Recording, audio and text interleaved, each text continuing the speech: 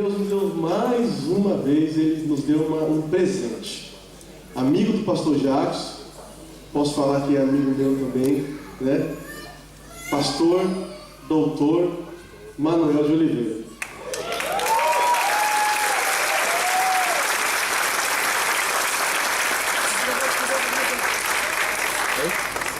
Pastor, muito obrigado. Nos presenteou ontem com a palavra que rachou as estruturas aqui.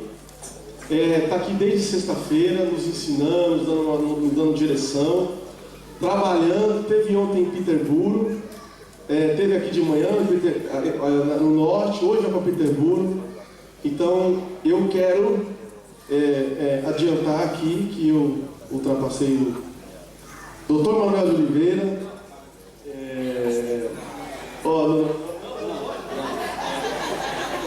Que não pode, mas depois no final eu falo. Vocês vão entender por quê. O senhor é muito bem-vindo, muito obrigado por estar aqui conosco. Para nós é uma honra e que o Senhor te use. Amém?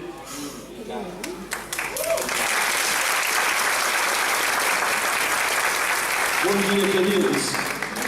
Mas eu vou fazer igual a Genor, tá fraco. Bom dia. Bom dia. Graça e a paz do Senhor Jesus. Amém. Você já viu a pessoa que está sentada do seu lado?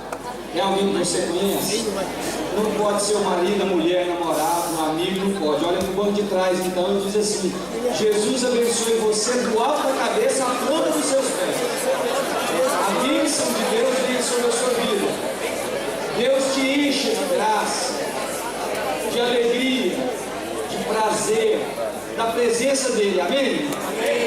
É muito bom estar com vocês, muito. Ser pastor tem alguns privilégios. Obrigado, querido. Olha ali, olha a gente ganhar água no copo assim, isso é uma coisa maravilhosa. Tem alguns privilégios. Dizem que tem muitas dores e tem mesmo, mas tem alguns privilégios. Sabe qual é o privilégio que eu considero maior? É porque o céu vai ser um lugar interessante. Já pararam para pensar no céu, gente? O céu vai ser um lugar interessante. Porque a turma, dependendo da igreja, acha que o céu é deles. Não é assim? Eu prego em diferentes igrejas, diferentes denominações. E eu pertenço a uma denominação que às vezes o pessoal mais assim da linha pentecostal tem alguma resistência a ela. Eu sou presbiteriano de formação, me converti na igreja presbiteriana. Embora se você for lá na minha igreja, vai dizer: isso aqui não é presbiteriano nada, pastor, né? Você está enganado. É uma igreja viva, alegre como a de vocês. E um dia eu fui em uma igreja e eu disse assim: pastor, mas como é que vai ser o céu? Eu disse assim: como assim, pastor? Eu falei: porque vocês dizem que vocês têm preferência, Deus tem preferência por vocês. Vocês falaram várias vezes aqui no culto. E nós, vamos aonde para o céu? Segunda categoria do céu?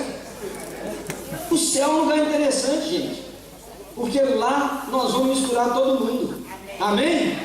E lá só vai ser conhecido uma coisa: o sangue de Jesus que nos lavou e nos transformou em filhos de Deus e nos juntou a uma família que Paulo, escrevendo à igreja em Éfeso, diz assim: vocês já não são mais estrangeiros, mas são concidadãos dos santos e sois da família de Deus. Então hoje nós somos da mesma família, amém? Glória a Deus. E lá no céu nós vamos viver juntos, vai ser uma alegria. Agora, você vai para lá? Esse é o ponto, né? Tem que poder chegar lá primeiro para fazer parte da família, né? Então hoje, se você não tem essa certeza, Jesus pode te dar essa certeza aqui. Ele pode vir no seu coração, mudar a sua vida, mudar a sua história, reescrever sua vida e dizer para você assim, de uma voz que você nunca mais vai esquecer: eu pertenço a Jesus de Nazaré. Se você não tem essa certeza aqui hoje de manhã, eu preciso que você saia daqui. Eu não, você precisa dela. E eu gostaria muito que você tivesse essa certeza. Sabe por quê? Nada que vocês ouvirem de mim aqui vai ser novo para vocês. Nada. Porque o Evangelho, a pregação, ela é sempre o anúncio daquilo que Deus fez por nós. E vocês têm ela aqui nesse culto todos os domingos. A Genor disse que quinta-feira rachou o teto. Eu estava procurando onde ele rachou, mas eu não encontrei. Mas vocês têm aqui a pregação do Evangelho. O problema não é o que você vai ouvir. A pergunta é: o que você vai fazer com o que você vai ouvir? Porque o que muda a sua vida não é o que você ouve. é o que você decide fazer. Você pode passar anos e anos na escola, se você não decidir aplicar, nada daquilo tem valor. Você pode passar anos e anos em uma igreja, se você não decidir aplicar o que você aprendeu, nada disso tem valor. Então você vai ler um texto da Bíblia comigo, e você vai dizer assim para Deus: Senhor, eu vou aplicar isso na minha vida hoje. Eu vou sair daqui com uma tarefa, um homework, e eu vou fazer a minha tarefa, e vou crescer, e vou ser transformado para a honra e para a glória de Jesus. Eu quero dar um abraço a vocês da igreja que eu sou pastor lá nos Estados Unidos.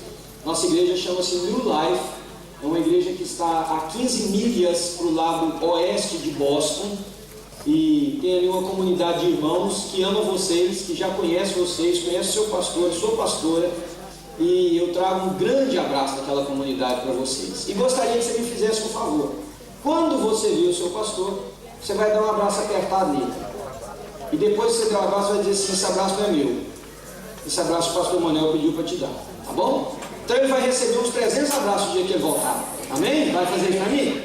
Você vai ser meu não é meu porta-voz, é meu porta-abraço para ele. Vai dizer: pastor, está aqui um abração para você. Atos dos Apóstolos, então, capítulo de número 27, versículo 20.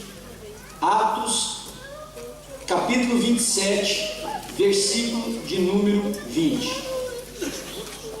Um versículo apenas de uma história inteira. E nós vamos, no decorrer do nosso encontro aqui, pensar verdades que eu acredito podem transformar a sua vida. Capítulo de número 27 narra, descreve, conta a história de um dos ícones do Novo Testamento, o apóstolo que mais escreveu no Novo Testamento. Mas não é apenas o apóstolo que mais escreveu, é o apóstolo que mais plantou igrejas. E ele não é somente o apóstolo que mais escreveu e mais plantou igrejas, ele é o apóstolo que mais criou discípulos e que deixou discípulos liderando igrejas. Ele foi um formador de pastores. A carta à igreja em Éfeso é uma prova disso. A carta que ele escreveu a Timóteo é uma prova disso. São pastores, líderes criados por ele. Um homem de Deus, um homem que, se fosse da nossa igreja, se fosse aqui entre nós, seria uma referência para o Evangelho de Jesus. Mas o capítulo 27 narra um momento de dificuldade desse homem, um momento de extrema dificuldade, talvez nunca vivida por mim nem por você. Ele está no navio, esse navio sofre diversos reveses durante a viagem, a ponto dele dizer o seguinte: não aparecendo, leia aí comigo o versículo de número 20, por favor, não aparecendo nem sol, nem estrelas por muitos dias, e continuando a abater-se sobre nós grande tempestade. O que é que diz o texto? Finalmente, perdemos o que, gente? Perdemos toda a esperança de salvamento. Deixa esse versículo aí na tela um pouquinho, por favor. Irmãos, algumas coisas na vida, elas não são certas. É possível que elas aconteçam. É possível que quando eu voltar aqui, se algum dia eu voltar, um de vocês tenha ficado multimilionário. Amém? Gosto da possibilidade. Se eu tivesse falado que um de vocês teria ficado pobre, ninguém falaria amém, né? A turma, mas é assim, aí misericórdia. Não, pastor Adilson, é possível. É possível que hoje, amanhã, antes de eu embarcar e voltar para casa, a rainha da Inglaterra resolve tomar um chá comigo. Me chama lá no Palácio de Buckingham para a gente tomar um chá. Não é não? É possível, mãe? É possível. É possível que você vai ser escolhido aí no seu trabalho para ser promovido. É possível. Muitas coisas são possíveis na vida. Muitas. Algumas são certas. Poucas são certas. Entre elas, nada que a gente goste de dizer amém, aleluia, glória a Deus, é isso aí. Por exemplo, todos nós vamos morrer. Isso é certo. A questão é o dia, mas é certo. Aí, você nem só balança a cabeça com um olhar meio de quem está desconformado com a ideia. Mas é verdade, não tem ninguém aqui para semente, não. Não é? A nossa vida ela 60, 70, 80 anos, e a Bíblia diz que lá em cima, na última categoria, já fica muito enfado, muito cansado, e aí nós vamos comparecer diante de Deus. Isso é certo. Agora tem uma outra coisa que é certa. Ninguém aqui vai poder dizer, não, pastor, talvez. Não, essa é certa. Nós passaremos por crises na vida. Todos nós passaremos por crises na vida. E aliás, tem uns que são premiados, porque parece que saem de uma e entra na outra. Sai de uma e não, não? Conhece alguém assim? Não. Você vai dar um tempo, me erra, acerta o meu vizinho ali um pouquinho, dá um alívio para mim, não? Tem isso na vida, crise, certa, gente. Crise das mais diferentes, crises financeiras, crises relacionais, crises no casamento, crises na igreja. Todos nós enfrentaremos crise, não adianta. Não importa como é que você seja, rico, pobre, bonito, feio, alto, baixo, magro, gordo, todos nós enfrentaremos crise. A questão não é se, a questão é quando. E a questão não é nem se nem quando, a questão é como. E a questão não é nem como, a questão é o que a crise fará comigo. Porque toda crise nos molda, toda crise. É como se fôssemos uma massa de oleiro nas mãos de um hábil escultor. A crise funciona como um shape, como uma forma que vai determinar não somente quem eu me torno, mas como eu saio dela. Há pessoas que enfrentam uma crise conjugal e saem da crise amargurados, azedos, agressivos, violentos, desconfiados, tristes, abatidos para o resto da sua existência. Há pessoas que atravessam uma crise conjugal e saem ainda mais doce. Por quê? Porque a mesma crise que estragou um, moldou o outro. A crise financeira que torna uma pessoa avarenta, resmungenta, briguento, e daqueles que dizem que nada na vida tem valor, transformam o outro numa pessoa mais inteligente, mais acesa para a vida, e dizendo o seguinte: dos meus erros eu preciso construir uma plataforma para eu pular para o próximo nível. A crise, ela é uma forma que molda a mim e a você. Se essa igreja passar por uma crise, ela vai revelar coisas profundas, ela vai revelar o coração de cada um de vocês, e ela vai fazer com que pessoas saiam dela melhor, e ela vai fazer com que pessoas saiam dela muito pior do que eu quero. Mas é certo que todos nós passaremos por crise. E não fica triste não, e nem acha que o pastor poxa, domingo de manhã, cara, você vem com uma mensagem dessa, põe a gente para cima, dá um negócio aí, não há. Mas você vai passar por crise, criatura de Jesus. Então isso aqui é o maior ato que eu posso te dar. Eu não sei se vocês gravam uma mensagem, se gravar, compre esse CD e guarde ele no seu porta-luva do carro. Porque vai chegar o dia que você vai dizer: eu preciso ouvir o que aquele cara falou. É hoje a vida da crise. 5 princípios que vão te ajudar. Veja, o apóstolo Paulo, ele está num barco, indo de Jerusalém para Roma, para ser julgado. O cara já está preso há muito tempo. E vai ser julgado, não sabe ainda a sorte dele, o que vai ser determinado. Esse navio passa por tudo que é aperto que eu e você pudemos imaginar. Primeira lição que eu quero te ensinar hoje: por favor, guarde no seu coração as coisas que eu vou te ensinar. Elas não são minhas, elas são da palavra de Deus. Portanto, se fossem minhas não tinha valor, mas é de Deus, você deve guardar com todo tesouro, como todo tesouro da sua vida. A crise é a mais democrática de todas as coisas que nós conhecemos. Esse é o primeiro conceito que eu quero te dar. É a mais democrática. Ela não escolhe onde é que ela vai, não precisa ser inglês, americano. Ela vai lá na América do Sul e acerta a gente no Brasil. Pode ser até argentino que tem crise, graças a Deus que eles têm, né? Grego, alemão, não importa, não é um argentino aqui, não. Então, a crise é a mais democrática de todas as situações que nós vivemos na vida. Às vezes você se pergunta: por que eu e nós da igreja passamos uma mentalidade errada para as pessoas? Por anos nós dizemos assim para as pessoas: venham para cá, adentrem aquela porta, aceitem Jesus, levantem as suas mãos, diga: Senhor, eu te recebo na minha vida, e os seus problemas estão resolvidos. As suas crises acabaram, seus inimigos cairão diante dos seus pés.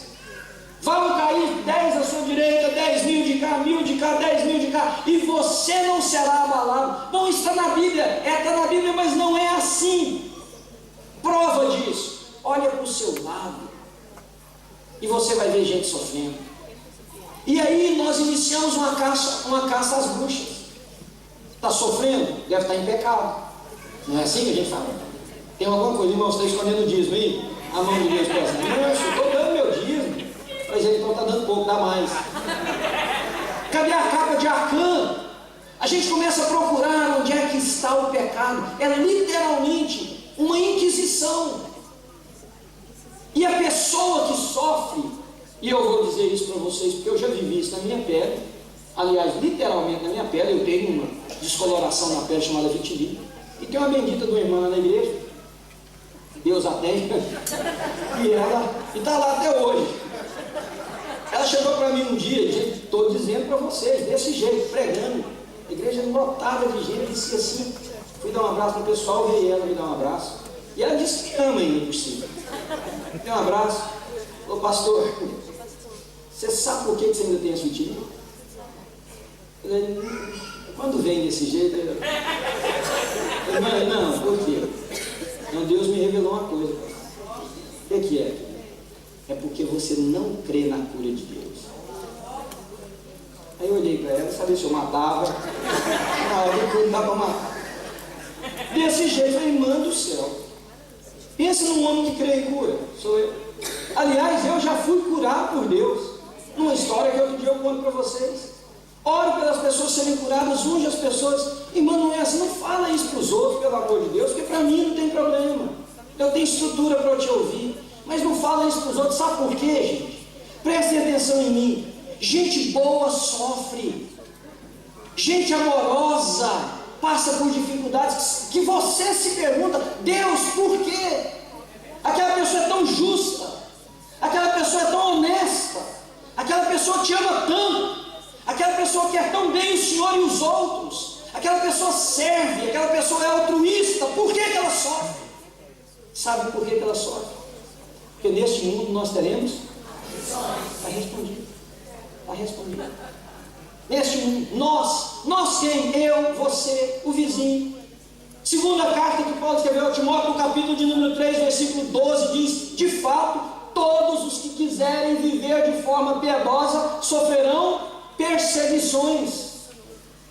Olha para o seu lado, tem gente que é maravilhosa, que a crise não é porque ele está em pecado, ela está em pecado, tem alguma coisa escondida. Não, é porque a vida tem esses reveses. E a vida tem esses reveses porque este mundo jaz debaixo de uma ingerência satânica. Há um ser espiritual do mal com a sua milícia que se opõe a todos nós. E o bicho sai armando armadilha para a gente, não? A gente tem que ter cuidado a todo momento. E às vezes são armadilhas que nós mesmos cavamos. Porque nós temos que admitir uma coisa, às vezes as nossas crises são criadas por nós. Por nós. E gente fala assim, o diabo está me... Um dia um pastor me falou assim, porque pastor quando adultera, geralmente eu falo assim, pastor, o diabo me derrubou. O diabo não derrubou nada, você deitou, aliás. Deitou, com muito cuidado, atenção. Então para com esse negócio, o diabo me derrubou. Pastor, você ficou olhando para aquela moça, não é possível. Ela não veio e te deu uma gravata, te jogou no chão, jiu-jitsu e passou para cima de você e disse, esse negócio é meu. Não. Você flertou, você considerou as hipóteses, você foi seduzido e se deixou seduzir. Não é assim que acontece? É assim que acontece. Você nem mexe a cabeça, né? Não estou dizendo que você fez isso, não. É só a retórica do diálogo nosso. Entendeu?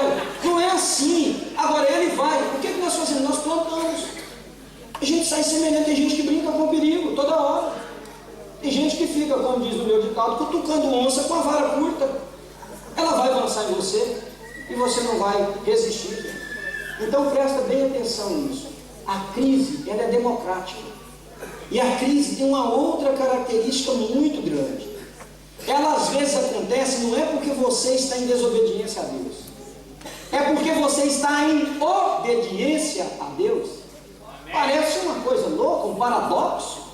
Porque de um lado gritam assim: você está com crise porque você está em pecado. Do outro, pastor, você está dizendo que é por causa da obediência. Olha, leiam Marcos capítulo de número 4, versículo 35 especialmente.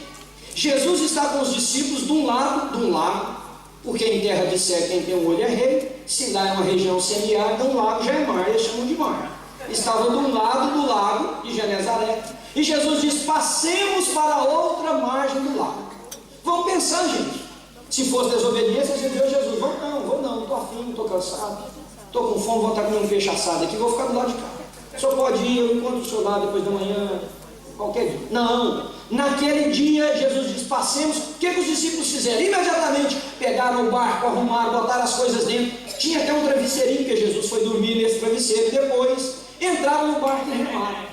O que acontece? Estão no meio do lago, levanta-se um vento, mas não é um ventinho, é um temporal.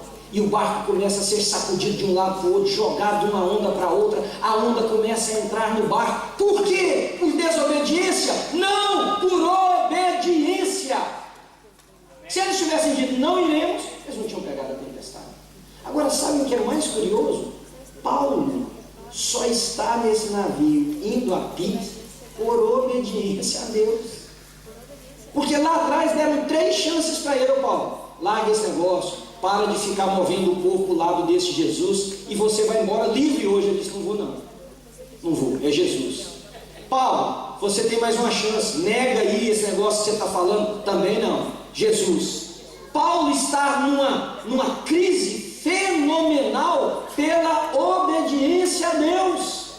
Então, meus irmãos, já diz um dos escritores do Novo Testamento, tende por motivo de grande alegria o passardes por várias tribulações, sabendo que a prova que vocês passam pode resultar num caráter transformado. Isso é uma paráfrase do texto que está lá em Tiago.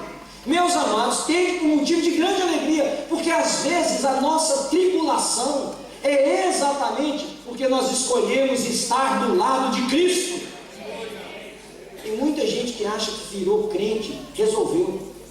A gente virou crente e às vezes as coisas pioram, não é não? Nossa, que é isso? Você perde amigos, você tem gente que vira a cara para você, tem gente que não te quer mais na roda, e aí você começa a ficar todo deprimido. Nossa, o que aconteceu comigo? Aconteceu nada, você está caminhando no caminho dos santos.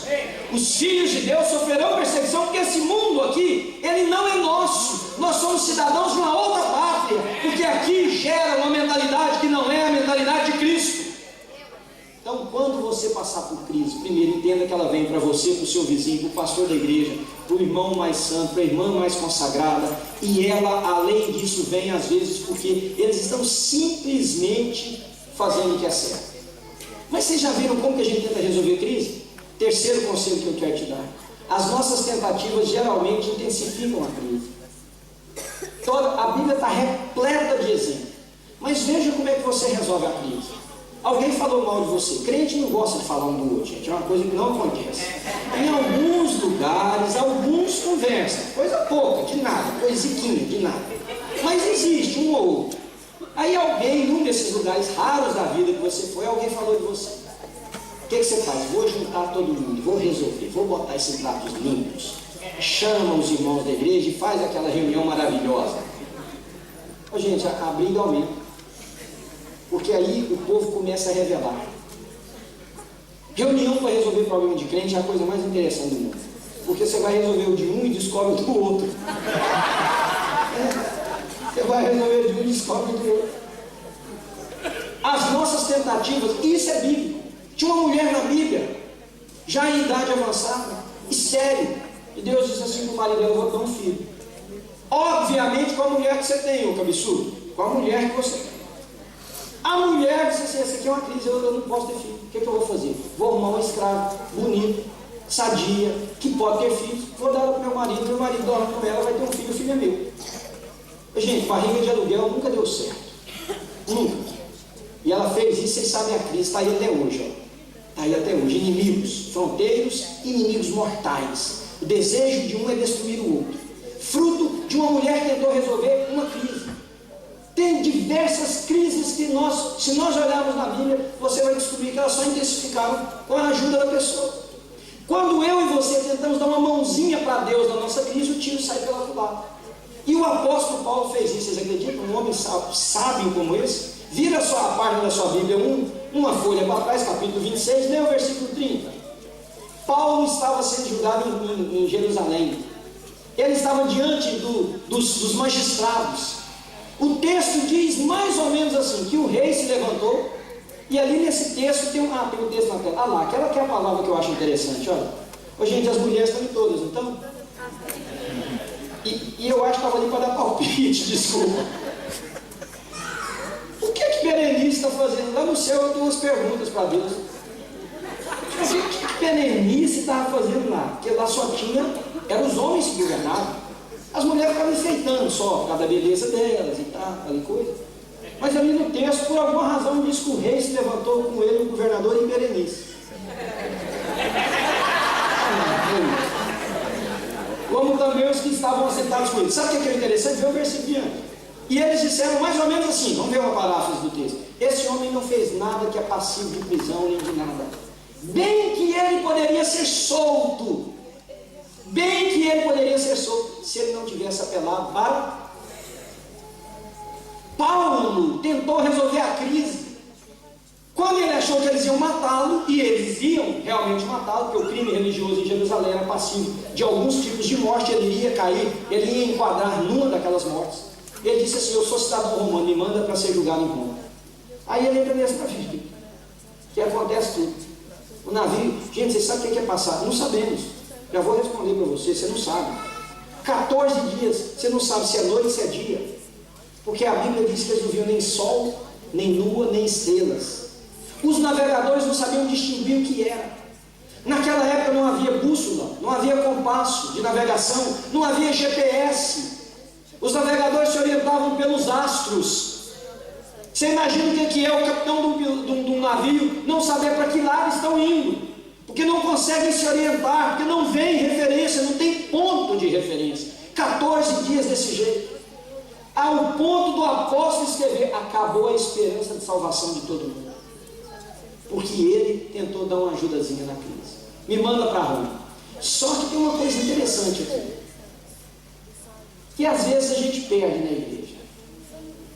Se nós somos de Deus, até os nossos erros, isso é sério de falar aqui, porque vocês podem interpretar errado, e eu não sou daqui, né? Porque senão, se eu fosse daqui, eu teria tempo de explicar. Até os nossos, quando somos filhos de Deus, até os nossos erros, Deus pode usar para cumprir o propósito dele. Presta atenção, para você depois não falar assim: aqui o pastor falou besteira aqui. Não falei. E eu vou explicar, com muito respeito ao seu pastor e à sua igreja. Paulo e eu e você cometemos erros. Se somos filhos de Deus, até estes erros Deus pode usar para a honra e para a glória dele. Quer dizer que eu devo sair cometendo erro para Deus? Não, a Bíblia já responde: que diremos, pois, irmãos, acerca dessas coisas? Onde abundou o pecado, superabundou a graça de Deus. Que diremos então? Pecaremos mais para que a graça venha mais? De modo nenhum. De modo nenhum. Não saia por aí dizendo que você pode pecar como pretexto para a glória, para a graça de Deus ser derramada em você. Mas veja o que acontece neste caso específico. Neste Filipenses capítulo 4, versículo 22. Nasce uma igreja em Filipos com uma mulher também. Aí as mulheres fizeram uma coisa exponencial aqui, bacana. Paulo vai para uma cidade. Como as mulheres geralmente têm muita coisa para fazer, nada, os homens trabalhando o dia inteiro, de sol a sol. Homens, diga amém aí. Nossa, os homens aqui são fracos. Eu vou passar para o time das mulheres aqui. Ele encontra uma mulher na beirada de um córrego, fazendo o que lá nós não sabemos, nós vamos descobrir lá no céu essas coisas também. Ele começa a falar com essas mulheres e nasce uma igreja, a igreja de Filipos. Estavam lá, observando o correr das águas. Nasce uma igreja em Filipos. Olha o que Paulo escreve: algemado, encarcerado, esperando a morte chegar, fruto dessa viagem para Roma, onde um erro dele provocou toda aquela crise. Ele diz assim: os irmãos de Roma vos saúdam, especialmente os da casa, quem sabe o texto? De César. Paulo errou. Deus capitalizou no erro de Paulo e levou o evangelho para Roma. Paulo ficou preso na corte romana. Agora você imagina o que é você ficar acorrentado com Paulo, gente. Nossa, dá um tempo, para de pregar um minuto, vamos respirar, vamos falar de futebol. Porque o coitado do irmão sofre torcendo pelo seu. Gente, quem que é Santos no futebol? Desculpa. É umas coisas que a gente não entende, mas tudo bem. Agora, você imagina se ficar amarrado a Paulo, acorrentado, o cara que se esticava correndo, falava, gente, troca a guarda porque eu não aguento mais. E o povo foi convertendo pela honra e pela misericórdia de Deus, o povo foi convertendo. Nós já erramos muito, já não? Eu tenho erros na minha vida que Deus, pela misericórdia dele, capitalizou nos erros. E me deu a oportunidade de transformar, porque Deus nos ama. Nossos erros têm desdobramentos, têm consequências. Às vezes ferem outros, ferem a gente, estraga a igreja, machuca pessoas, acaba casamento. Mas às vezes Deus capitaliza nos nossos erros. Pela misericórdia dele, Ele transforma os nossos erros para a honra e para a glória dele. Então entenda isso. Quando você tiver numa crise, não dê a mão para Deus, não. Põe os joelhos no chão e diga, Senhor, me orienta, como é que eu saio dessa crise? O que é que eu vou fazer para eu sair dessa crise com o menos de consequência possível, amém? Mais um conselho para você. Quando nós passamos por crise, quem está em crise somos nós, não é Deus. Porque tem gente que fica em crise e acha que Deus tem que ficar em crise no céu comigo. Minha esposa é a pessoa mais maravilhosa que tem nesse mundo, é a minha esposa. Deus, eu digo para ela, meu bem, eu orei demais, você orou pouco, Deus não te deu.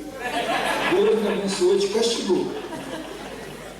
Mas a mulher tem um ser interessante, não tem? Eu tenho uma agenda de aconselhamento muito extensa. Aí eu estava num lugar longe. E eu digo para todas as pessoas que eu vou atender, se for a Ana, a Sara ou o Pedro, a minha esposa, meus dois filhos, eu interrompo para atender, não importa que hora que seja. E estou vendo a Ana, o telefone tocar a Ana, mas estava no meio de um problema assim. Sabe quando você tem nem tempo de respirar para falar, espera, deixa eu atender o telefone. Quando deu uma trégua, eu atendi o telefone. Primeira frase minha para ela, meu bem, eu estou no meio de um problema aqui. É emergência? Ela disse assim, é. Se é emergência, subiu de escalão, né? Ah, então pode falar, o que é? Meu bem, tem um caminhão parado na minha frente. Uma rua aqui. Nevou demais esse ano onde a gente mora. Demais. As ruas ficaram estreitas. Ficou um Deus nos acuda aquele lugar. Tem um caminhão parado na minha frente. Geralmente trânsito, caminhão, tem carro, tem tudo na nossa. O problema é que o homem largou o caminhão e saiu. Tá bom, querida, onde é que eu entro na história? Pelo amor de Deus. O que é que eu faço agora? Ana, que tal você, por exemplo, ficar dentro do carro para o cara do caminhão voltar? Que tal você tentar dar ré no carro, virar o carro em direção oposta? Que tal alguma coisa desse jeito? Você pensar que nesse momento eu estou numa crise maior que a sua. E a gente dá risada disso. Ela falou assim, eu só queria falar, eu só queria desabafar. Mulher precisa disso. Aí. Gente, mulher é um bicho interessante demais, né? Em todos os aspectos. Você já foi no restaurante com um grupo de amigos que tem umas 3, 4 mulheres? Já foi? Primeiro, elas ficam olhando o que você vai pedir. Porque você já sabe que ela vai escolher uma coisa e vai comer o seu prato depois. Fala, Deus! E aí, na hora que ela levanta para ir ao banheiro, você já viu como é que é? Ela levanta, a outra fala assim, onde você vai? Vou ao banheiro. Vamos? Levanta todo mundo, gente! Ir ao banheiro é um projeto, é um passeio. Pega as bolsas, hoje larga as bolsas, vamos voltar para cá. Não, nós precisamos da bolsa, vão as 4 mulheres junto pro banheiro. O dia que você vê um homem chamando outro do banheiro, ele diz, sai fora, fica longe de mim. Onde é que você vai? Vou ali. Homem, quem fala onde vai? Onde é que você vai? Vou ali, volto logo, espera aí. Tô voltando. A mulher chama um grupo para ir ao banheiro. É um troço interessante isso daí.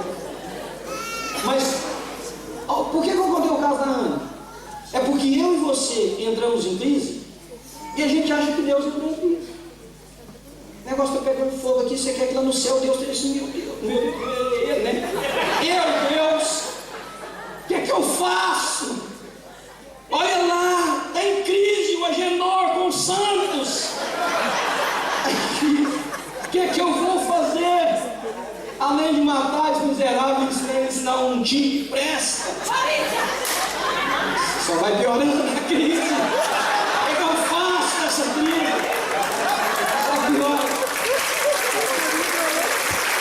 Irmãos, Deus não entra em crise porque nós estamos em crise. Deus é Senhor sobre os céus e terra. Aliás, o que Ele queria era que nós entendêssemos que Ele é o nosso porto seguro. Aliás, o que Ele queria era que nós entendêssemos que nele nós temos descanso, temos paz. Ele é o lugar onde a gente vai quando a crise se abate no nosso coração, quando as ondas do mar da vida parecem que vão nos sufocar, nos afogar. É nele, Tu és o meu refúgio e fortaleza. O Senhor é o meu baluarte, Deus meu em quem confio, porto seguro da minha vida.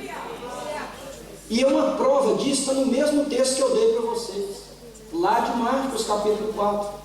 Quando os discípulos estão no barquinho com Jesus, o barco jogando de um lado para o outro, os discípulos desesperados, naquela hora começam um a acusar o outro. Isso é minha paráfrase do texto. Ô Pedro, ô bicho, você fez alguma coisa errada de novo, Pedro, porque espia aqui onde nós estamos, cara. Esse barco vai afundar por sua culpa. E olha lá, o cara está dormindo. Aí um olhou para o outro e falou assim: rapaz, chega lá, apavorado, sacode em Jesus: Jesus, Jesus, o Senhor não se importa que nós vamos morrer? Jesus não estava em crise, quem estava em crise era ele. Por que ele não estava em crise? Você pode dizer que ele é Deus, mas Jesus era Deus encarnado, vivendo as mesmas coisas que nós vivemos. A Bíblia diz que Jesus teve fome, que Jesus chorou, Jesus ficou triste, Jesus teve ira quando viu a casa dele ser transformada num lugar que não era o que deveria ser. Jesus teve compaixão, o coração de Jesus apertou com a dor do outro. Então naquele momento o homem, Jesus, poderia ter medo das águas também, mas ele sabia que todo o universo está no controle das suas mãos. Ele sabia e quer que eu e você saibamos a mesma coisa. Todo o universo está nas mãos do nosso Deus. Jesus levanta do travesseirinho e diz assim: por que é que vocês estão assim? Eles devem ter dito: olha o mar. Ele diz assim: shh, e as ondas sossegaram. Ele levanta a mão e o vento se vai. Quando eu e você estamos em crise, o nosso Deus está onde Ele sempre esteve, no controle absoluto do universo. Deus que reina sobre céus e terra, aprenda a ir a Ele na sua crise e depositar diante dEle esse fardo pesado da sua crise. Está difícil para você carregar? Não é para Ele. Agora venha, e Deus não tem o menor problema da gente estar em crise. Não tem. Eu aprendi uma lição na minha vida como pastor. É uma lição para mim, não quer dizer que nenhum outro pastor dos que estão me ouvindo tenha que fazer a mesma coisa. Pastor dificilmente tem amigos. Pastor tem companheiro, tem gente que... Por que não tem amigo? Porque se você realmente falar o que acontece, metade da turma te larga. Porque vocês querem que a gente seja um super-homem. Quem cria esse monstro chamado Manuel são vocês.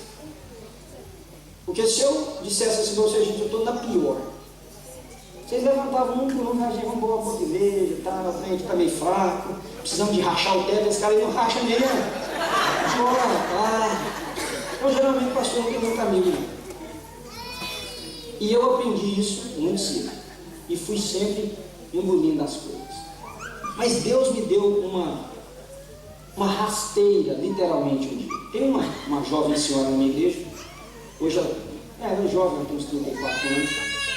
Eu que ganhei essa menina para Jesus quando ela era uma mocinha, tentando suicidar, bêbada, de madrugada, no meio de uma neve, numa situação.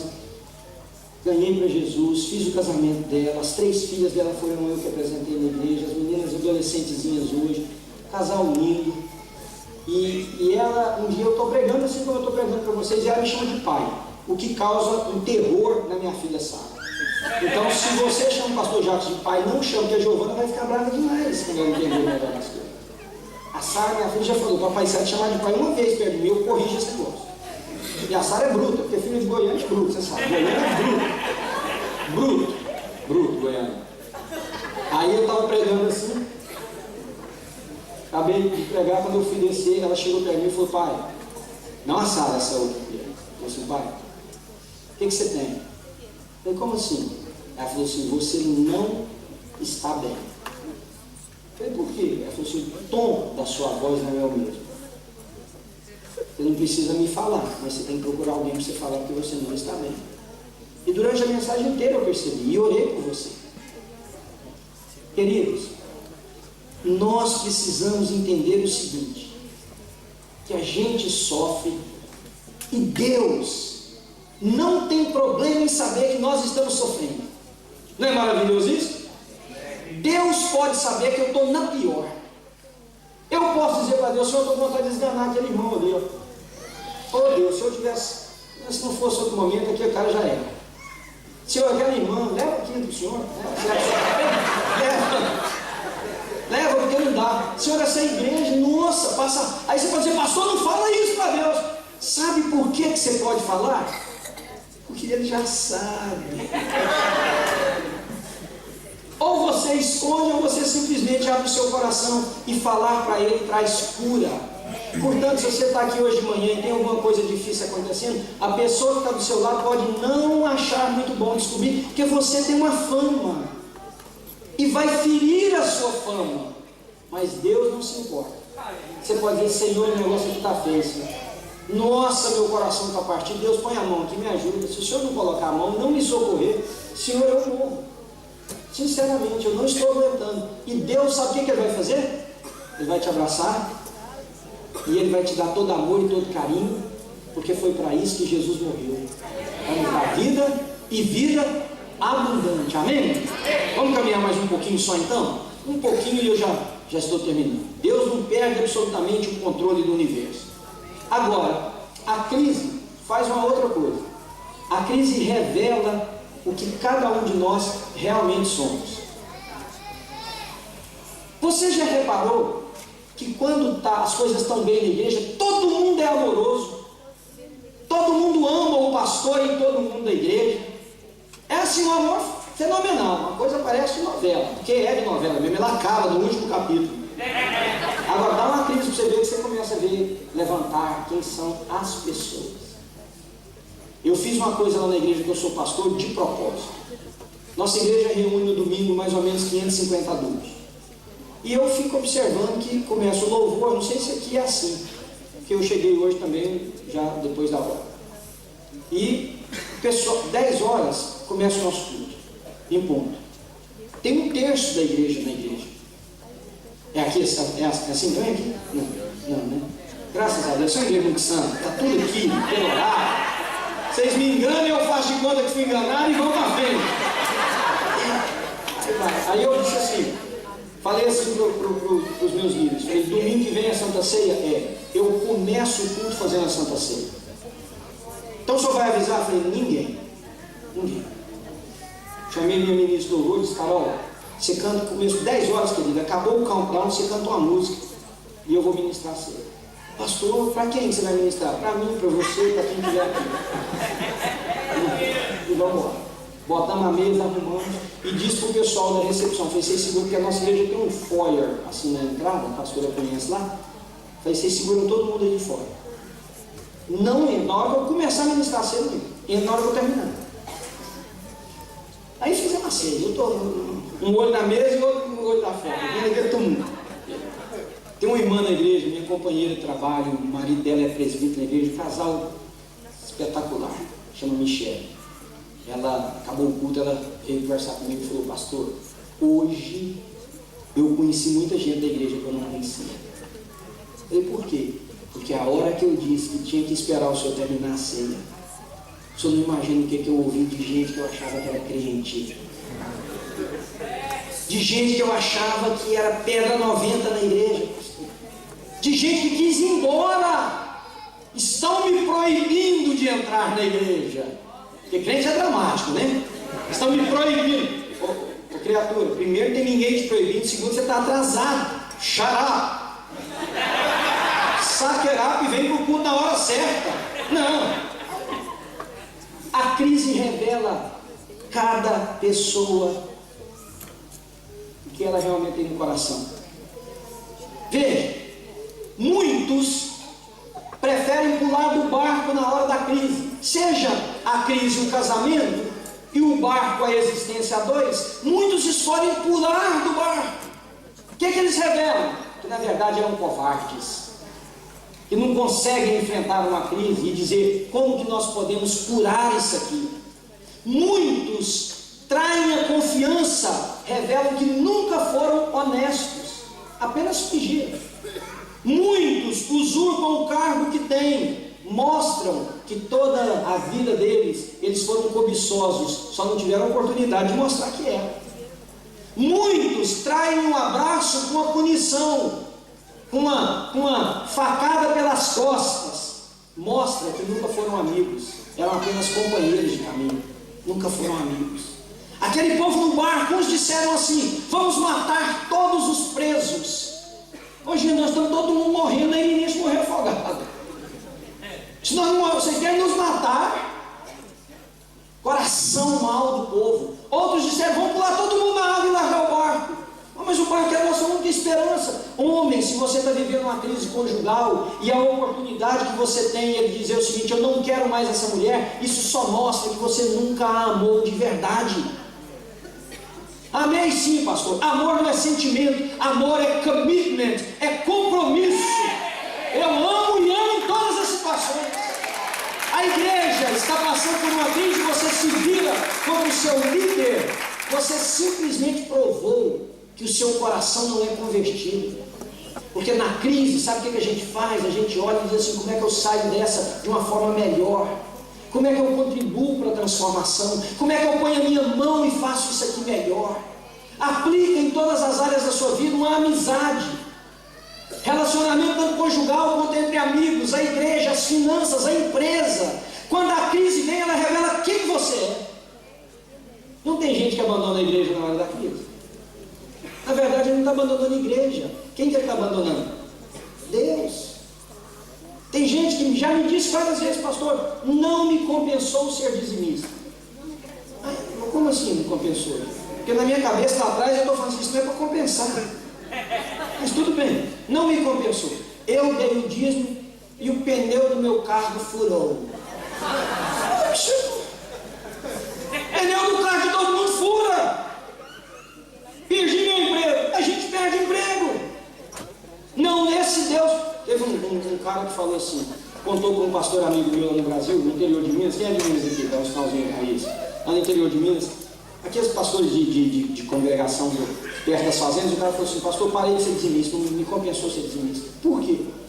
Porque o senhor acredita que eu sou dizimista fiel. Quem é da roça aqui vai entender o que eu estou falando. Quem não é vai boiar de vez.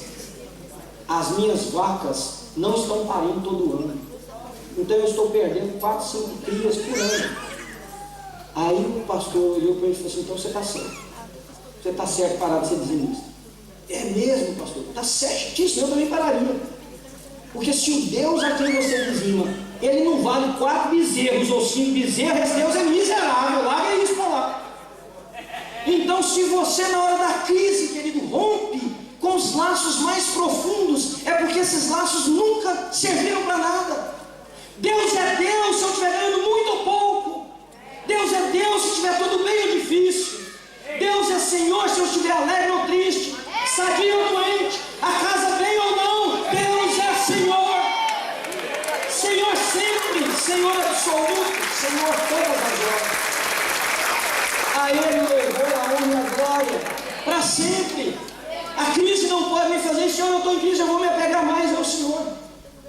Senhor, a minha vida está em crise, eu não sei amar a minha esposa como eu devo, ou o meu marido. Senhor, eu preciso que o Senhor me ensine. Eu vou ensinar uma coisa para os homens aqui, você copia se você quiser. Eu fiz isso várias vezes, né? Eu digo sempre para a Ana: nós vamos fazer 30 anos de casados, se Deus der graça. Daqui uns dias. 30 anos que eu estou aguentando ela. Eu estou longe, eu não posso falar de nada. A Ana é maravilhosa. Ela que me ama. Mas passa alguns anos, eu falo isso para ela: meu bem, eu estou comprometido nesse casamento com Deus, antes de você. E meu compromisso é de te amar e cuidar de você.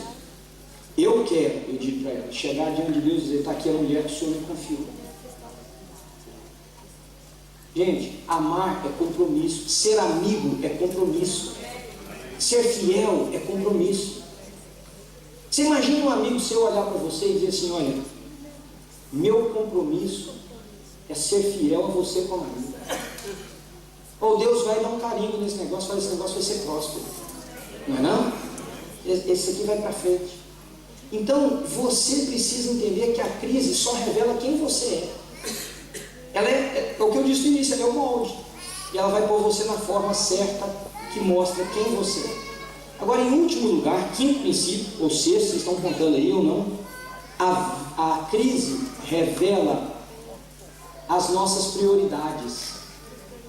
Toda crise tem esse poder de revelar quais são as prioridades da nossa vida. Volta para o texto comigo e você leia depois no versículo 38 do capítulo 27. Muitos disseram o seguinte: vamos começar a jogar as coisas do barco fora. O que eles iriam jogar fora? Presta bem atenção, vou contar a história rapidinho para vocês. Aquele era um navio terceirizado. Ele não era um navio da marinha de Roma. Ele não era um navio próprio do governo de Roma. Provavelmente era um navio mercadejante com uma bandeira que deveria ser grega ou de alguma outra nação ali por perto, que eles fretaram para, junto com a carga do navio mercadeiro, colocasse os escravos. Terceirizou-se. Quando eles estão viajando, o que é a coisa mais importante para o dono daquele navio? Preso ou carga? A carga. A carga, porque preso, Roma matava gente de manhã, de tarde, de noite. Aquilo era a coisa mais comum do mundo, cortar pescoço de pessoas. Então, se vai perder 10 ou 15 prisioneiros aí, tranquilo, salva a carga. No momento em que o barco começa a desesperar, eles vão jogando fora as coisas. Leiam depois o texto é longo. Olhem a ordem de prioridades. Eles vão jogando as coisas secundárias fora. Mas chega um momento que alguém diz assim: vamos jogar fora o próprio trigo. Por que eles salientam o trigo? Porque o trigo era o alimento deles no mar. O trigo era a ração diária de alimento. O que eles estão dizendo é que no momento da crise, você vai eliminando as coisas até você colocar as prioridades em ordem. Por que o trigo? Dizem os historiadores que aquele navio, a parte baixa do porão, estava forrada com sacos e sacos e sacos de trigo, o que pesava o navio. Tirando o trigo e jogando, o navio iria levantar nas águas e ele tinha possibilidade de passar pelas pedras perigosas do porto onde eles estavam, sem ser destruído. A crise faz com que eu e você demos um limpa na nossa vida. Então, às vezes, a crise é boa. No ano passado, eu quase tive um ataque cardíaco no mês de setembro. Eu comecei a sentir uma dor na nuca. Uma dor na nuca, e eu tento praticar esporte, fazer o que eu posso, enfim. E uma pessoa da igreja disse assim: pastor, mede sua pressão. Eu nunca tive pressão alta, minha pressão sempre foi 12 por 8. Mas mede a pressão. Uma menina na igreja que é enfermeira falou que se eu tivesse uma parede aqui eu mediria, enfim. Fui medir minha pressão, ela estava 18 por 15. Aí a mulher falou assim: meu senhor, o senhor tem um médico? Eu falei: sim senhor. Ela falou: então vai nele. Fui no meu médico, cheguei, ele fez uma bateria de exame e falou: Manuel, ele é meu médico há 19 anos. Manuel, está tudo esquisito em você, ele sabe que eu sou pastor. Aí ele foi e virou para mim com uma cara muito irônica e falou assim: heal thyself. Isso é uma expressão que nós temos lá nos Estados Unidos, que é assim: curador, cure-se a si mesmo. E ele virou para mim e falou assim: aquilo que você ensina para os outros faz, porque você vai ter um ataque cardíaco. Me mandou para um cardiologista. Gente, meus rins estavam alterados, tireoide alterada, minha pressão altíssima e meu coração, eu tinha 45, 48 taquicardias por dia. Fiquei com um monitor daqui do lado. O cardiologista olhou e disse assim: olha, você não tem nada no coração. Aliás, ele fez um exame e falou: suas artérias são de uma pessoa 11 anos mais jovem que você. Então você tem artérias hoje de uma pessoa de 38 anos de idade, porque eu tenho 49. Ele falou assim: mas você vai ter um ataque cardíaco fulminante. Porque existe uma doença chamada broken heart. Eu até ri, falei: doutor, já apaixonei, já estou apaixonado, já quebrou o time de quebrar. Ele falou: não, sério? Às vezes eu vou para a sala de cirurgia, abro um paciente que não tem história coronariana, de doença coronariana. O coração dele literalmente trincou, porque não aguentou a pressão do estresse. O seu negócio é um só. Você está trabalhando excessivamente. Então você diminui essa coisa. Todo pastor tem a tendência de pensar que é ele que mantém a igreja. E eu não sou diferente. Eu pensava: se eu não for lá, aquele culto não anda. Pessoas não vão, gente não se converte, a igreja não vai crescer. Ele falou assim: eu não estou brincando, se você não parar, você vai morrer. Meus líderes ficaram sabendo disso, confiscaram meu telefone, depois eu implorei para eles me devolverem, mas devolvemos com uma condição: o senhor não atende ninguém nesse telefone, a não ser a Ana, sai o Pedro. Tá certo. E outra coisa, o senhor não aparece na igreja para atender ninguém. Gente, mas tem gente aí que está largando, deixa largar. Deixa largar.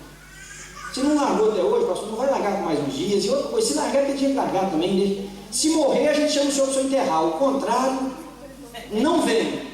Se o senhor quiser vir domingo pregar, o senhor vem. Se não quiser vir domingo, nem pregar, não vem. Eu preguei todos os domingos. Mas vocês acreditam que com 30 dias meu coração estava em ordem? Minha pressão baixou.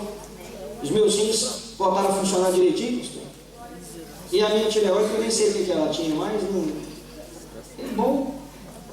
Que bom, voltei a andar. Eu faço mountain bike com a turma lá da igreja.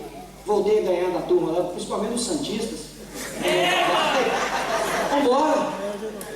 A crise ajuda a gente a rever as prioridades. O que era prioritário para mim? É eu poder ver meus netos, se Deus me der essa oportunidade um dia. É envelhecer junto com a Ana. É poder ser pastor daquelas pessoas por mais tempo e não ser colhido precocemente por uma ignorância, uma burrice minha. A crise revela as nossas prioridades. Quando você entra em crise conjugal, revela quais são as suas prioridades. A mulher, o homem que está te seduzindo no trabalho, ou aquele ou aquela que você tem em casa. Quando a empresa entra em crise, revela quem é você como líder. Então, quando a nossa prioridade é revelada, ela ou nos aponta para Deus, ou ela nos afasta de Deus. Então, o que eu queria fazer com você hoje de manhã? Eu acredito que tem alguém aqui passando por crise. Porque me contaram? Não, ninguém me contou nada. Porque Deus me revelou? Também não. Às vezes eu acho que Deus nem me revela muita coisa. Por ser normal. Por aqui ter gente como eu. Gente simples, gente normal, gente que sofre, gente que chora, gente que tem dor. Então eu queria que você pegasse esses 5 princípios e aplicasse eles na sua vida. Mas eu acho que eu tenho liberdade de fazer isso aqui. Se não tiver, os pastores me dão um toque aí que eu paro. Eu queria orar com você que está passando por uma crise um pouquinho, como forma de nós dizermos que essa igreja se importa com você, e se importa com você tanto que na sua crise nós queremos te abençoar. Nós somos o grupo mais hipócrita que existe, embora a gente fale de transparência. Sabe por quê? Se eu disser, eu não vou dizer assim: se você está com a crise conjugal, vem à frente. Ninguém levanta. É verdade ou não? Eu vai dizer: todo mundo vai descobrir que eu estou com crise, pastor. Mas não devia descobrir, não? Não, mas não conhece esse povo. Esse povo são seus irmãos. Esse povo são seus irmãos. É quem pode te estender a mão, é quem pode orar por você. É as mulheres mais velhas que podem aconselhar as mais jovens. É os homens mais experientes que podem ajudar os mais novos. Como que eles vão fazer isso se eles não exercerem isso sobre a sua vida? O que eu tenho ensinado para a minha igreja, e eu vou ensinar para vocês, porque eu amo vocês, eu amo o seu pastor. O Jacques é uma pessoa que eu conheço há pouco tempo, mas eu amo muito. Corram o risco de ser transparentes. Corre o risco. Pega na mão da sua mulher, eles vão lá na frente receber a sua oração. Nós estamos precisando, meu bem, o negócio aqui em casa está ruim. Você vai descobrir gente que vai ficar contra você, vai te julgar, vai conversar pelos corredores, vai, porque infelizmente tem. Mas tem gente que vai vir te abraçar e dizer: eu te amo. Se você precisar de ajuda, conta comigo. Se tiver difícil aí, eu te ajudo a carregar. Se você quiser conversar, vamos tomar um café juntos. Rapazinho, mocinha que está lutando com a vida, levanta e venha, porque quem sabe alguém vai pôr o braço perto de você e dizer assim: eu posso ser um pai para você, uma mãe para você, eu já vivi o que você vive. Corram o risco de deixar que na crise Deus transforme vocês em pessoas melhores, numa igreja melhor, querido. A crise pessoal, a crise sua. Então eu queria convidar só quem tem crise, de qualquer categoria, para vir aqui à frente. Eu queria que a gente orasse juntos. Eu quero ser o primeiro a dizer: olha, a sua crise, ela é importante para mim. Pelo menos hoje, aqui de manhã, ela é importante para mim. Muito importante. Nós vamos fazer uma coisa: vocês chegam para frente, e quem puder ajudar, também venha. Venha, põe a mão em alguém. Agora, olha, líderes da igreja não tem que vir para pôr a mão só porque eu estou chamando. Se você está em crise, venha para receber a oração. Não tem problema. Deus ama vocês. Deus quer o melhor para vocês. Essas lágrimas aqui, querido, o que Deus mais quer é enxugar elas, viu? Deus quer que você aprenda que elas podem servir para aproximar você de Jesus. Venham sem reserva. Deus sabe, Deus ama, Deus quer o melhor para vocês.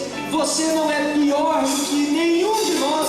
Nós temos crises, temos medos, temos traumas, temos dores, temos dificuldades, temos incertezas, temos momentos que nós não entendemos o porquê e gritamos. Mas às vezes não tem uma pessoa que a gente possa conversar e dizer: eu estou sofrendo, me ajuda. Essa igreja precisa ser um lugar de cura, precisa ser uma comunidade terapêutica, onde os filhos de Deus encontrem o amor e a cura das pessoas, porque é assim que Deus faz com a gente.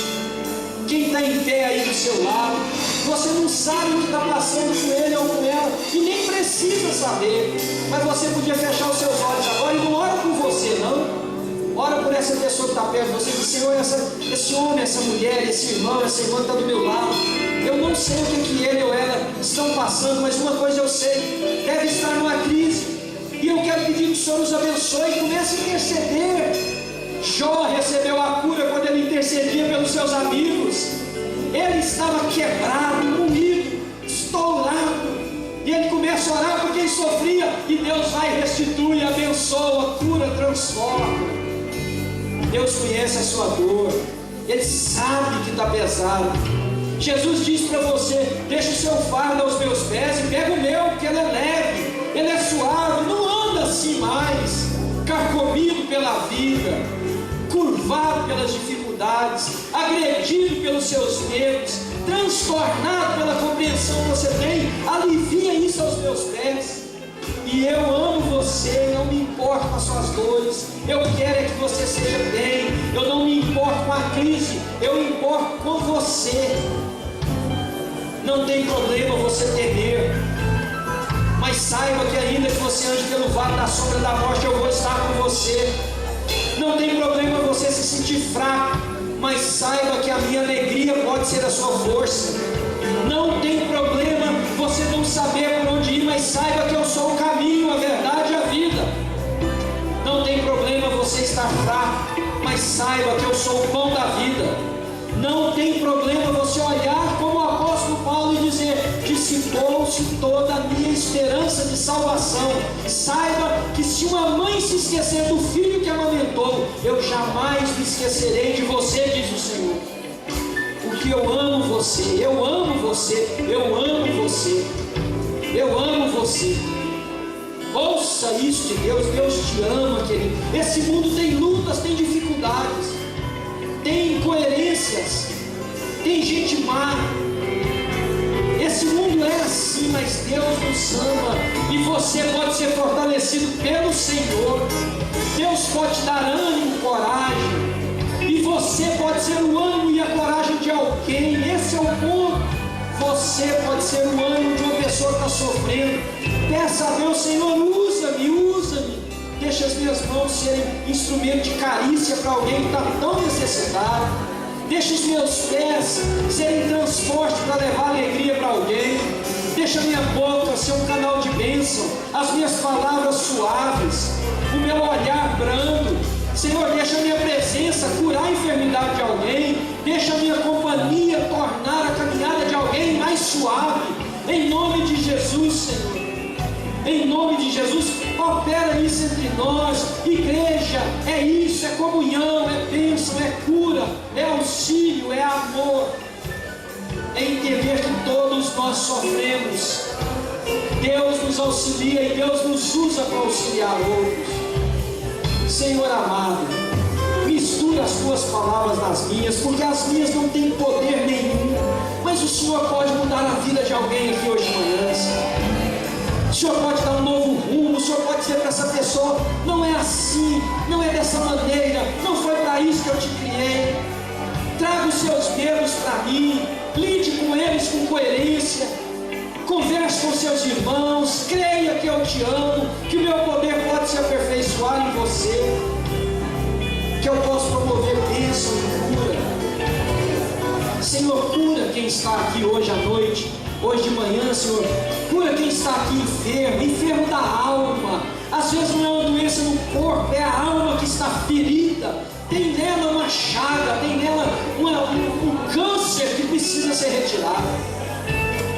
É uma dor que dói sem saber onde, Senhor. É o peito que aperta sem razão aparente. São as lágrimas que rolam, Senhor. E nós não gostaríamos que fosse assim. É o medo da morte, é o medo da vida, é o medo das pessoas, é o medo de existir. Senhor querido, traz o bálsamo do Senhor sobre nós nessa manhã, traz esse bálsamo. É o bálsamo de Gileade, que é a figura de Jesus, que cura as enfermidades das nações. Nós oramos por essa igreja, eu oro para que o Senhor cure os meus irmãos, as minhas irmãs. Eu oro para que o Senhor abençoe o pastor Jackson, a pastora Aquile, os líderes dessa igreja, que um renovo do céu desça sobre eles, o sorriso do Senhor brote nos lábios das pessoas dessa igreja, e quem estiver sofrendo vai poder, no meio da dor, se sentir aliviado, porque tem um ambiente de cura, tem um irmão, uma irmã, tem alguém que diz: nós estamos juntos. Senhor, leva-nos para casa no final dessa manhã com essa sensação inamovível no nosso coração, que a mão do Senhor está sobre nós. A vida é a mesma ali naquela porta fora, Senhor, é a mesma, mas aqui dentro do nosso coração tudo mudou, tudo mudou. Nós podemos olhar para as dificuldades e dizer: em nome de Jesus, em nome de Jesus eu vou rever meus conceitos, vou dar passos diferentes, vou pedir perdão, vou perdoar, vou aceitar ser perdoado, vou caminhar com a pessoa, vou abraçar, vou oferecer uma palavra. Em nome de Jesus eu vou tentar mais uma vez, ainda que seja a milésima, eu vou tentar mais uma vez. Em nome de Jesus eu vou me recomprometer com os meus valores, com os conceitos, com os princípios. E a paz de Cristo, que excede todo entendimento, irmãos, guardará a mente e o coração de vocês em Cristo Jesus. Em Cristo Jesus. Se as águas deste mar revoltoso da vida tentarem sufocar você, levanta a mão para o céu e segura nas mãos de Deus, sim. Mas estende a mão para o lado também. Quem sabe tem um irmão para segurar nela para você e dizer: eu te ajudo a sair desse lugar. Vamos lá. Se deixa amar e ame. Corra o risco de pertencer a um grupo, corra o risco de amar, corra o risco de ser simples, sincero, corra o risco. Quem sabe, ao passar por esse risco, você vai dizer: valeu a pena, valeu a pena, valeu a pena, valeu a pena. Fica de olhos fechados mais um pouquinho comigo e pensa no que eu vou dizer agora. Deus está em você, o Espírito de Deus habita em você. Quando esse irmão ou irmã pede você gritarem para Deus: Senhor, faz alguma coisa por mim, Deus vai estar dizendo assim para você: está aí do seu lado, eu já fiz, está do seu lado. Aleluia. Nós somos as mãos de Deus, querido, mãos que podem curar. E quantas vezes nós cometemos feridas com ela. Peça perdão para Deus e: Senhor, não me permita ser assim. Nós somos a boca de Deus. O Espírito de Deus está em nós, nós somos a boca de Deus. Boca que deve proferir palavras de brandura, de paz, de comunhão, de amor, de compreensão. E quantas vezes a nossa palavra é dura, ela fere, ela machuca, ela separa. Nós somos os pés de Deus. Quantas vezes eles se apressam para causar o mal? Nós precisamos andar para fazer a paz, andar para ajudar, andar para servir. Onde está Deus? Lá no céu distante? Não. Deus vive em nós através do seu Espírito. Você quer que alguém veja Jesus? Diga para ele: olhe para mim. Olhe para mim, isso não é arrogância. O próprio Senhor Jesus disse: eu venho e habitarei em vocês. Diga para alguém: olhe para mim, você verá Cristo nas minhas ações, nas minhas palavras, na minha vida. Aí a igreja vai ser canal de cura, aleluia. Aí a igreja vai ser canal de bênção, porque Jesus não está lá longe, lá numa cruz. Ele está presente em mim, em você. Quando você pôr a mão em alguém, essa pessoa vai sentir o amor de Deus. Essa pessoa vai sentir o toque de Jesus. Diga: Jesus, eu quero que os outros vejam o Senhor em mim. Aqui nessa igreja eu quero só me dar o olhar de Jesus. Às vezes tudo que alguém precisava era que Jesus olhasse para ele ou para ela. É exatamente isso que alguém precisa no nosso meio. Que Jesus olha para mim. E Jesus está dizendo para mim: Manuel, olha para essa pessoa. Ele quer ver o meu olhar. Olha para ele, olha para ela. Olha para o meu olhar. Toque com as minhas mãos. Abrace com os meus braços. Dá um beijo com os meus lábios. Oh Senhor, quando nós precisamos de entender isso. Senhor, como nós precisamos viver isso. Porque às vezes, ó Deus, dá vontade de descer a carga, sentar e dizer: minha vida não tem mais sentido. E o Senhor chora por isso, porque o Senhor nos deu uma comunidade para nos ajudar a viver os conceitos da eternidade agora. O céu se antecipa na vida de uma igreja verdadeira, Senhor.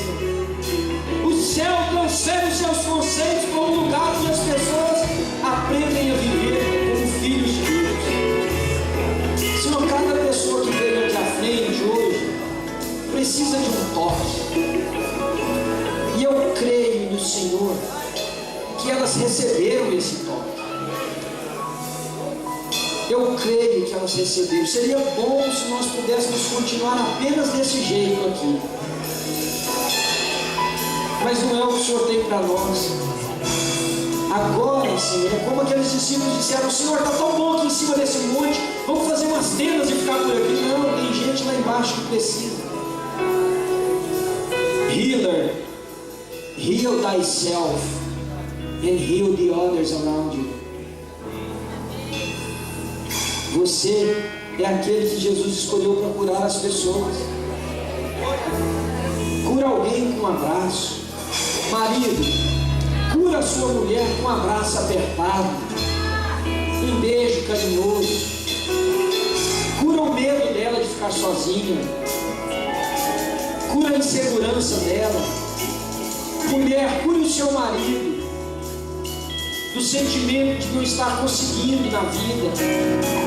Cure o seu marido com a palavra de confiança, com um olhar de esperança. Irmão, cure o irmão da igreja com um aperto de mão, com um abraço, com um ombro, e diga: nós somos companheiros de caminho. Senhor, eu estendo as minhas mãos sobre os seus filhos preciosos. Peço ao Senhor que o Senhor processe ainda mais essa cura. As crises virão, essa vai embora, vem outra, Senhor. Mas nós podemos enfrentá-las de forma diferente, para a honra e para a glória de Jesus. E os filhos de Deus aqui digam amém. Amém. Dá um abraço se você puder na pessoa que é perto de você, um aperto de mão. Diz assim: olha, Deus abençoe você, querido. E se você puder dizer, diga: conte comigo. Conte comigo para te ajudar. Mas não fale apenas aí. Fala de verdade, conte comigo.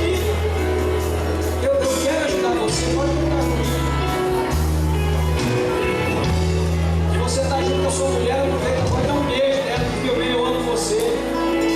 Eu quero caminhar ajudando o nosso casamento a ser cada dia melhor, para a honra e para a glória de Jesus.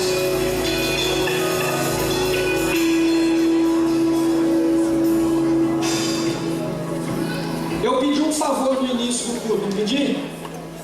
Qual foi o favor que eu pedi para vocês? Dá um abraço no pastor. Só uma irmã ali que lembrou que é da família. Eles vão dar um abraço. Agora eu vou pedir um segundo favor. Posso pedir? Todos vocês, quando o pastor Jackson chegar, disse: pastorzão, de hoje em diante o senhor conta comigo. Deixa eu ajudar o senhor. Em quê? Eu não sei, pastor. Eu só quero que o senhor saiba que eu te amo e que eu quero caminhar com você. Amém? Amém. Vamos fazer isso? Deus vai abençoar a sua igreja de uma forma impressionante.